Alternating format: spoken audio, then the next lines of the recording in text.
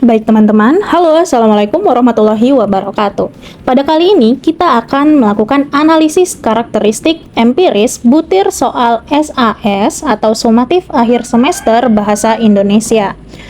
Untuk soal kali ini kita akan menggunakan soal dari kelas 81 SMP Negeri 4 Kota Bengkulu tahun ajaran 2024-2025. Sebelum itu, perkenalkan nama saya Mutiara Aisyah, mahasiswa S2 Pendidikan Bahasa Indonesia dari Universitas Bengkulu. Baik, sebelum kita mulai, ada beberapa latar belakang masalah mengenai kenapa kita harus melakukan analisis ini. Yang pertama, konteks kurikulum merdeka. SAS itu mengukur capaian pembelajaran elemen membaca, memirsa, dan menulis. Materi kelas 8 itu mencakup teks sastra, buku fiksi, dan makna kata yang menuntut kemampuan HOTS.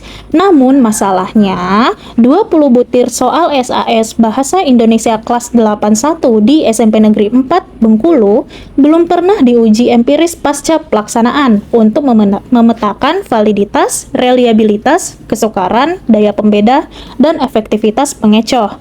Risiko pengabaian ini dapat mengakibatkan apabila pengecoh tidak homogen dan pokok soal bertele-tele, dapat mengakibatkan measurement bias atau mencederai prinsip keadilan asesmen kurikulum merdeka.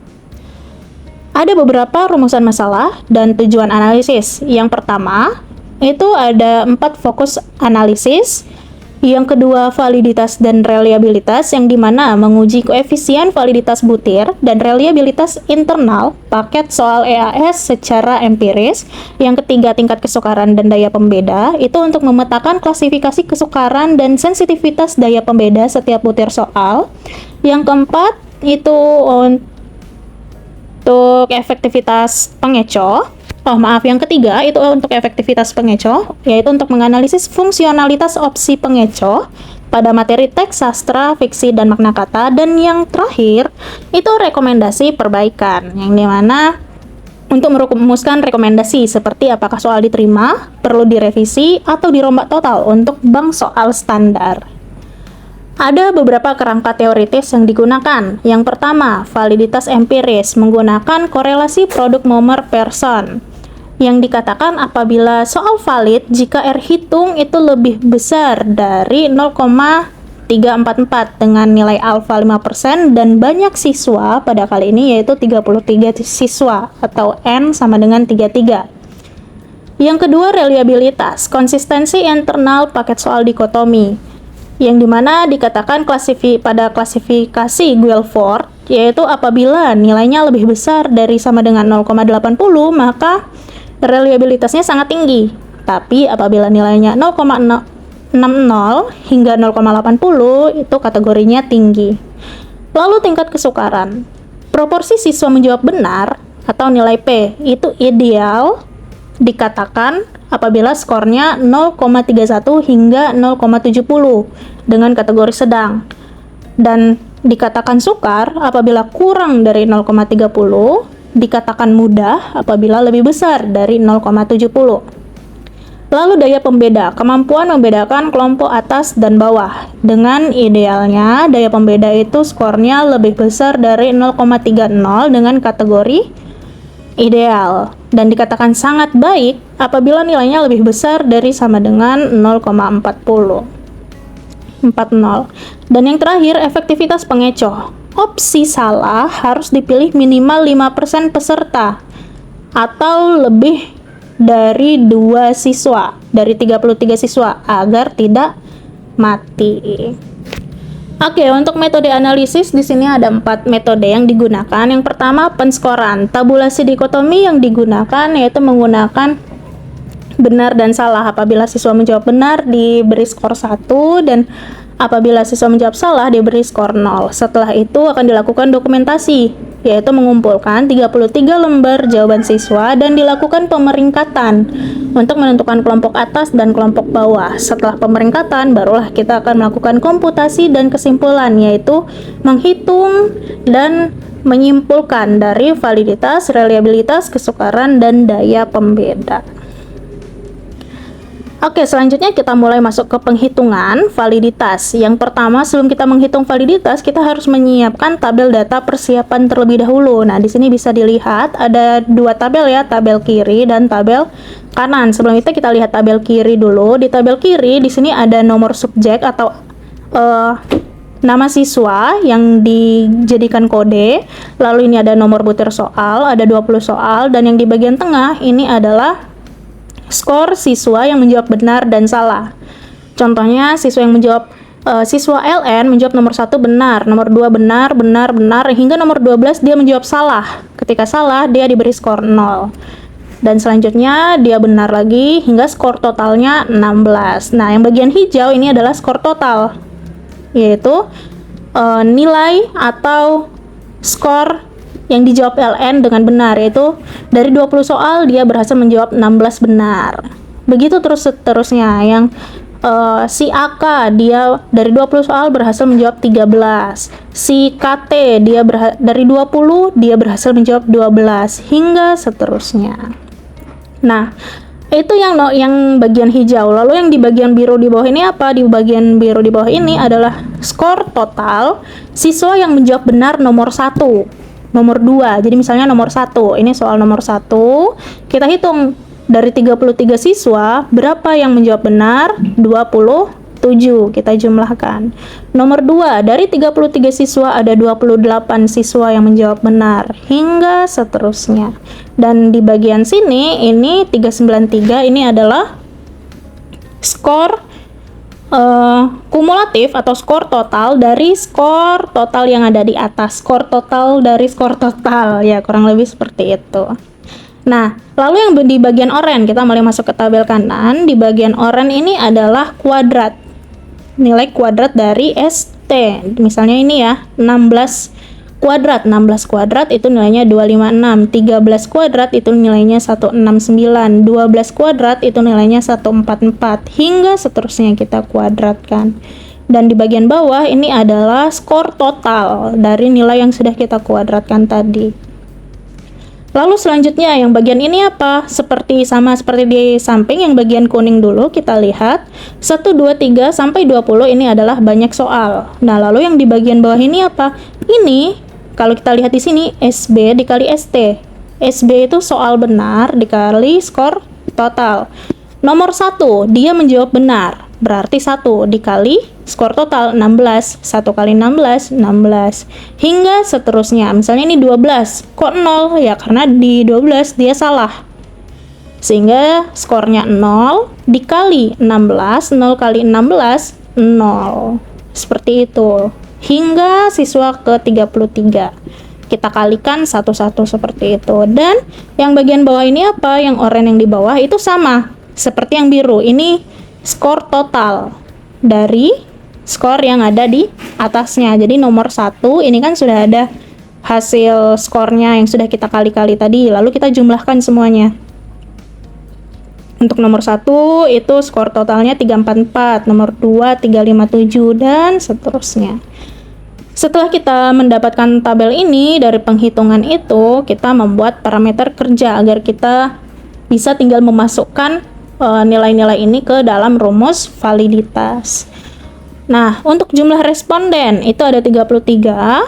Jumlah siswa menjawab benar pada soal nomor 1, 27. Jumlah siswa menjawab benar pada soal nomor 1. Soal nomor 1 kita lihat yang jawab benar.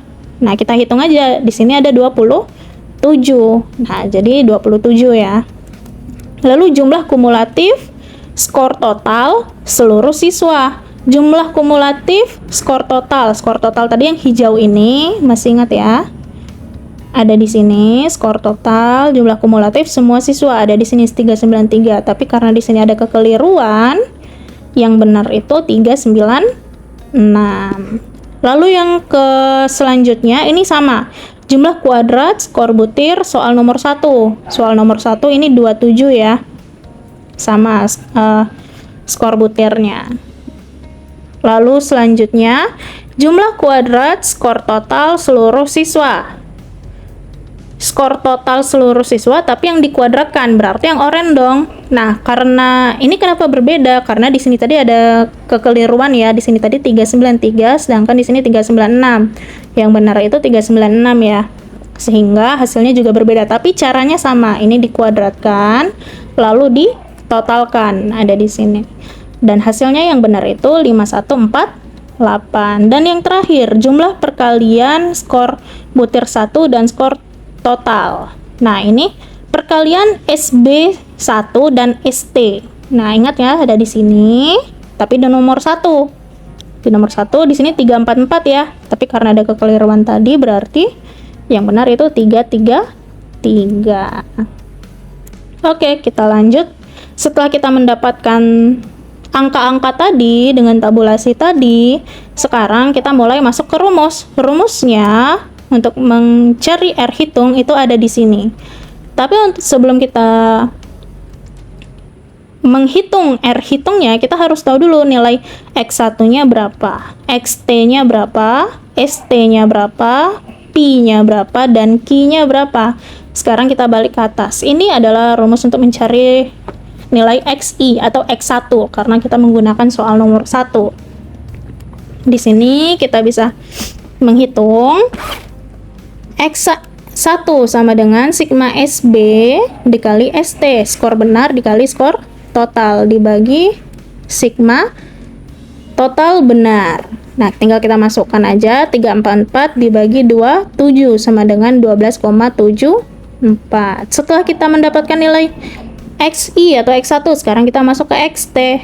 Rumus XT itu yang ini, sigma X dalam kurung skor total dibagi N. N besar itu banyak sampel keseluruhan.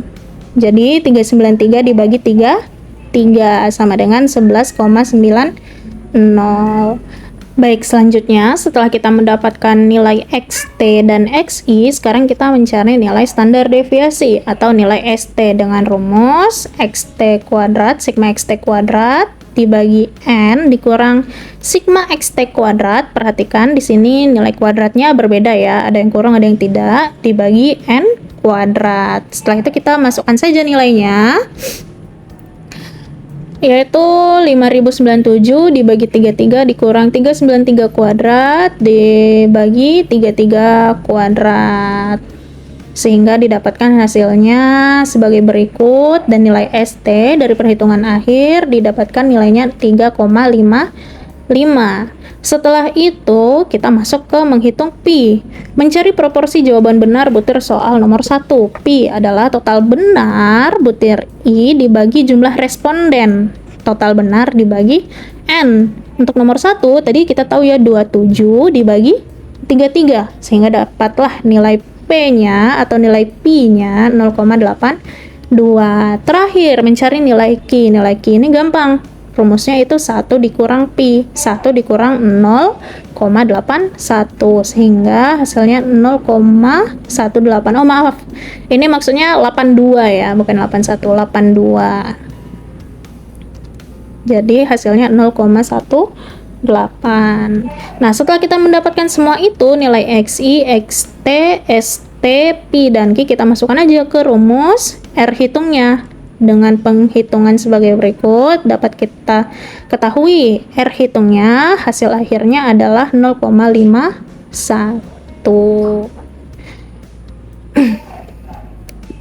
Baik. Setelah kita menghitung, kita membandingkan dengan tabel, yaitu di mana R hitung, untuk mengetahui validitas kita harus membandingkan R hitung dengan R tabel. R tabel kita sudah dapat nilainya 0,34. Nah, sekarang tinggal kita bandingkan aja. Kalau dia lebih besar, maka nilainya valid. Tapi kalau dia lebih kecil, seperti di nomor 12 ini, dia lebih kecil, maka hasilnya tidak valid. Dari total 20 butir soal tes pilihan ganda yang diujikan, terdapat 12 butir soal berkategori valid atau sahih, sedangkan 8 butir soal berkategori tidak valid. Sesuai kaidah statistika, terhadap 12 butir soal yang valid ini selanjutnya digunakan untuk perhitungan koefisien reliabilitas tes dengan menggunakan rumus KR20. Artinya yang 8-nya itu tidak kita gunakan. Yang kita pakai hanya 12 soal yang valid. Nah, setelah itu kita masuk ke penghitungan reliabilitas seperti keterangan sebelumnya. Kita tidak menggunakan 20 soal, tapi hanya 12 untuk nomor subjeknya sama, penskorannya sama, dan skor totalnya juga sama. Di bawahnya juga penjumlahan. Nah, di sini bedanya. Ada nilai K, K-1, P, Q, PQ. PQ ini P dikali Q, dan total PQ. Total PQ ini kita tambahkan semuanya. Ini nanti akan ada di bawah ya penghitungannya.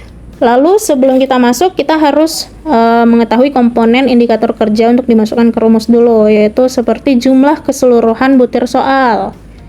Bukan 20 ya, tapi 12. Jumlah kumulatif hasil perkalian proporsi itu 4.215, dan varian skor total kelompok 14.480. Ini nanti juga akan ada di bawah penghitungannya.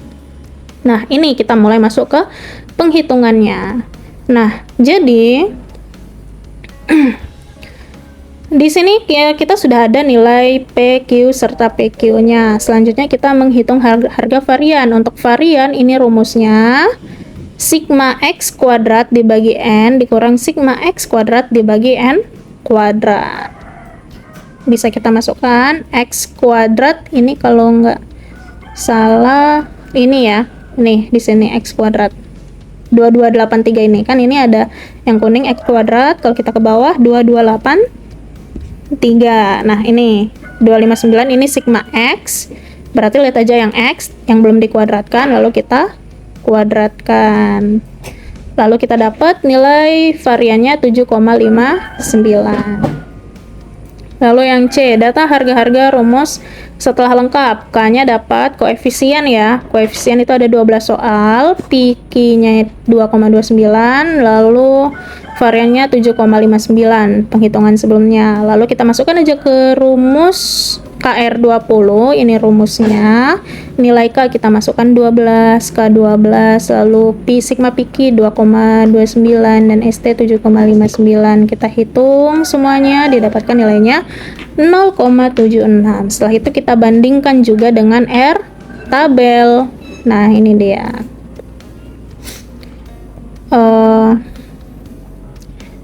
Oke, ini adalah R hitungnya dengan rentang interval klasifikasi. Jadi R hitung kita kan 0,73 atau sama lah ya, ini 0,76. Itu masih ada lebih dari 0,6 dan lebih rendah dari 0,8, sehingga nilai reliabelnya itu masih tinggi. Nilai reliabelnya tinggi, bukan masih ya. Oke, sudah kita dapat reliabilitasnya tinggi. Nah, ini adalah hasilnya. Validitas 12 butir valid dengan R hitung 0,34. Soal nomor 12, 13, 14, 15, 16, dan 19 tidak valid. Korelasi negatif pada soal nomor 8 mengindikasikan siswa berkemampuan tinggi justru menjawab salah. Untuk reliabilitas, koefisiennya itu kategori reliabilitas tinggi menurut Guilford.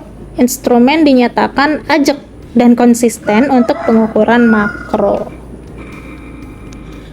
Oke, setelah kita menghitung validitas dan reliabilitas, sekarang kita menghitung tingkat kesukaran soal. Sama seperti sebelumnya, sebelum kita masuk ke penghitungan, kita harus menyiapkan tabel persiapannya dulu. Nah, seperti biasa, ini nama siswa, butir soal, skor benar salah, tapi ini hanya 12 soal. Dan di ujungnya adalah sigma X atau total dari siswa yang menjawab benar pada masing-masing soal. Nah, bedanya ini kita bagi menjadi kelompok atas dan kelompok bawah. Karena 33 siswa, jadi 17 dibagi 17 dan 16. Di bawahnya ini adalah jumlah yang benar. Jadi pada nomor 1 kelompok atas ada 16 siswa yang menjawab benar. Kelompok 2 ada 17, kelompok 3 ada 17, dan seterusnya. Dan kelompok bawah ini ada juga, tapi saya terpotong ya screenshotnya. Tapi harusnya ada juga, ini ditotalkan ya. Jadi 1, 2, 3, 4, 5, 6, 7, 8, 9, 10, 11. Jadi kelompok bawah ada 11 orang yang benar di nomor 1 dan seterusnya kita hitung. Setelah itu sama seperti sebelumnya, kita menentukan komponen analisis kerja terlebih dahulu. Jumlah siswa menjawab benar itu ada 20.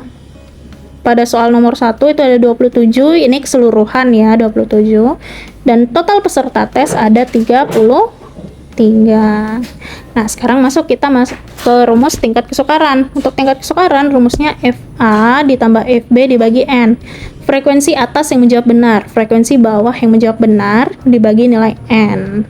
Ada 16 ditambah 11 dibagi 3, sehingga hasilnya 0,81 dengan kategori layak. Nah, seperti itu semua. Kita nomor 2 kita hitung, nomor 3 kita hitung.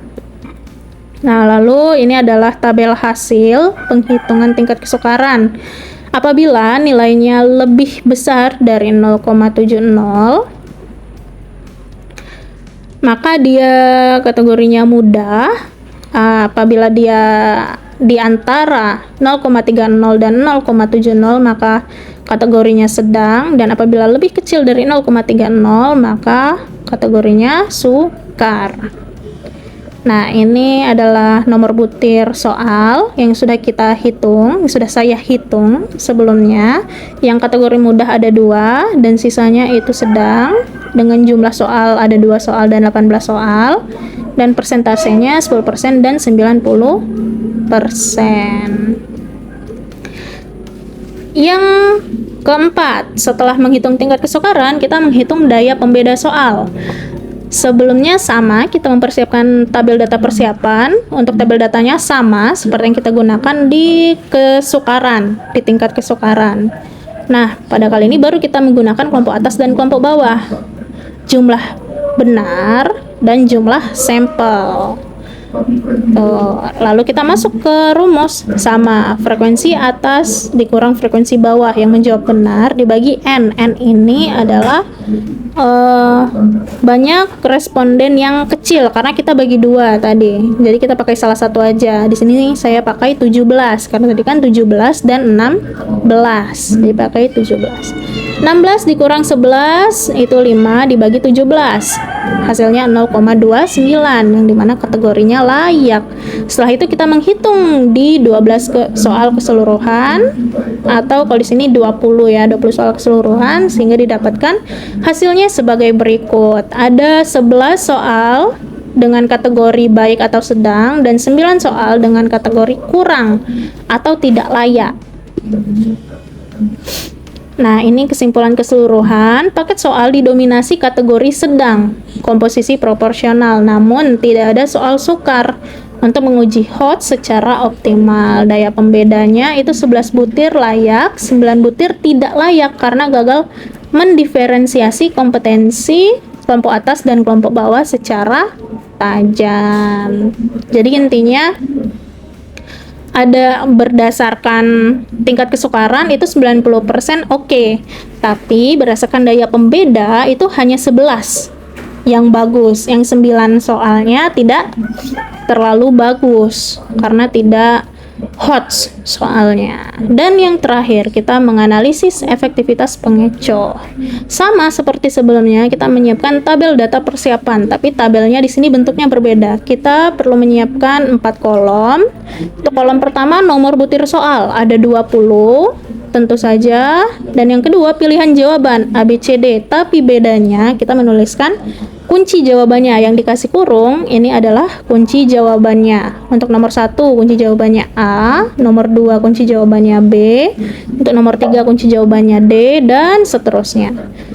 Untuk KTKA ini adalah siswa kelompok atas yang menjawab A, kelompok atas yang menjawab B, kelompok atas yang menjawab C. Jadi ini masih nyambung dengan tingkat kesukaran dan daya pembeda ya. Ada kelompok atas dan kelompok bawah. Dan yang menjawab D itu tidak ada. Nah, yang KR atau KB ini adalah kelompok bawah. Kelompok bawah yang menjawab A itu 3. Kelompok bawah yang menjawab B ada 4 siswa. Kelompok bawah yang menjawab C ada 2 siswa. Kelompok bawah yang menjawab D ada 2 siswa, dan seterusnya. Semuanya kita data satu persatu. Setelah itu, kita membuat tabel sebaran pilihan jawaban kasus dari soal nomor 12 dan 20. Jadi dari semua ini kita sederhanakan, tapi ini nomor 12 dan 20 dulu ya. Jadi misalnya nomor 12 itu adalah materi rima. Pada opsi A itu ada 1 siswa yang menjawab benar, yang menjawab. Opsi B ada 1, C 1, D 8. Sehingga keterangannya opsi C kurang berfungsi karena kurang dari 2 pemilih. Berarti A, B, C ini tidak terlalu berfungsi karena pemilihnya kurang dari 2. Sedangkan di soal nomor 20 yang soalnya tentang puisi, opsi A ada 2, opsi B ada 7, opsi C ada 4, dan opsi D ada 3 siswa yang memilih. Maka sebaran datanya itu merata seperti itu, karena kan minimal setiap opsi itu ada 2, berarti pengecohnya itu bagus seperti itu. Nah, ini adalah analisisnya.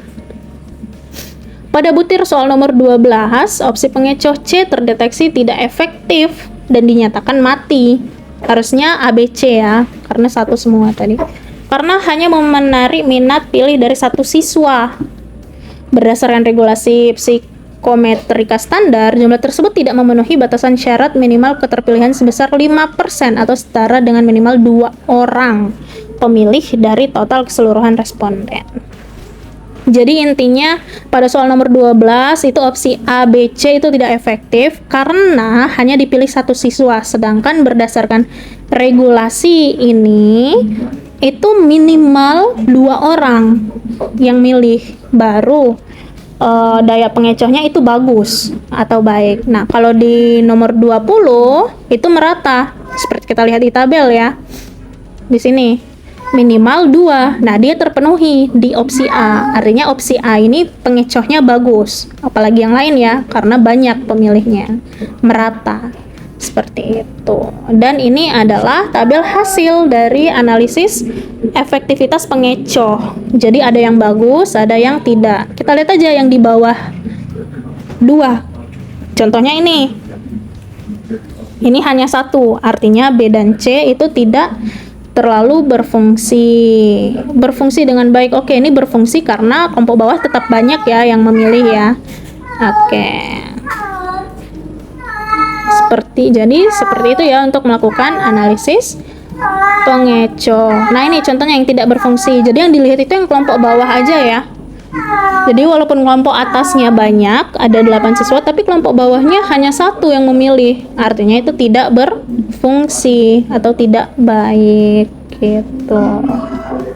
Sehingga dari semua analisis yang telah kita lakukan, ini kan jadi 20 dikali 4, berarti ada 80 ya. Ada 80. Nah, yang berfungsi atau diterima itu hanya 58 opsi. Aduh, aku kayaknya salah hitung. Tapi intinya seperti itu ya. Yang berfungsi atau diterima itu hanya 58 opsi. Yang sisanya 2 opsi itu tidak bagus atau tidak baik. Oh ya, ini kenapa 60? Karena yang kita lihat itu yang pengecoh. Kan daya pengecoh.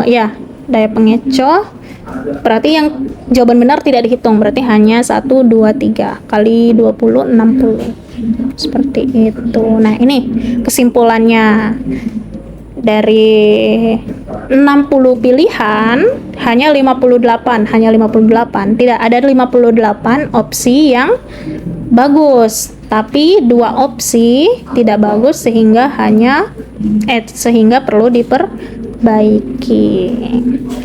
Dan untuk rekapitulasi dan rekomendasi perbaikan akhir, ada 11 butir yang diterima. Tadi ada 20 soal, ada 11 butir yang diterima yang sudah lolos uji validitas, reliabilitas, tingkat kesukaran, daya pembeda, dan daya pengecoh. Nah, setelah itu ada 1 butir yang perlu direvisi, perbaikan, dan ada 8 butir yang perlu dirombak total karena dia dari validitas dan daya pembedanya dia sudah tidak valid, daya pembedanya juga rendah. Seperti itu. Dan sedikit kesimpulan dan saran. Untuk simpulannya dapat kita ketahui bahwa nilai reliabilitasnya 0,73 yaitu tinggi. Lalu dari 20 soal 60% itu valid dan 40% tidak valid. Untuk daya pembedanya itu tingkat kesukarannya 90% kategori sedang, tidak ada soal yang sukar untuk HOTS.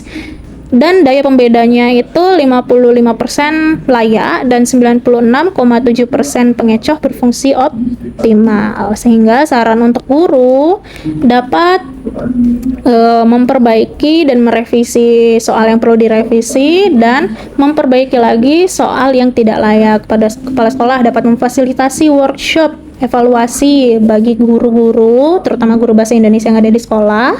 Dan untuk penelitian lanjutan dapat memperluas cakupan subjek dan menggunakan mix method untuk analisis lebih komprehensif atau analisis lebih meluas.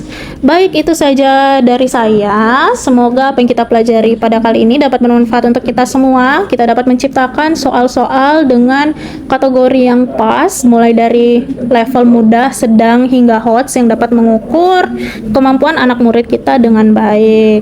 Baik, kalau gitu, untuk video kali ini saya tutup. Terima kasih. Assalamualaikum warahmatullahi wabarakatuh.